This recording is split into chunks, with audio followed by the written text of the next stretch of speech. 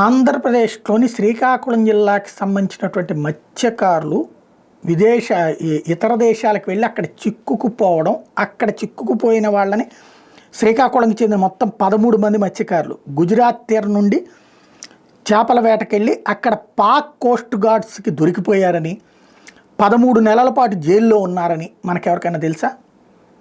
ఆ ప్రాంతానికి సంబంధించిన మత్స్యకారులకు తెలుసుకుంటారు అంతే.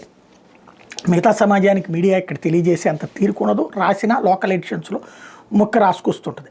అట్లాంటి వాళ్ళని సుష్మా స్వరాజ్ అప్పుడు విదేశాంగ మంత్రిగా ఉండగా పాకిస్తాన్ ప్రభుత్వంతో గట్టిగా మాట్లాడి వాళ్ళని విడిపింపజేసింది. వాళ్ళు తీవ్రవాదులని పాకిస్తాన్ వేసిన ముద్దలకు మీరు తీవ్రవాదైతే చూపించండి ఆధారాలని చెప్పి వాళ్ళని 13 నెలల తర్వాత విడిపించుకొచ్చింది.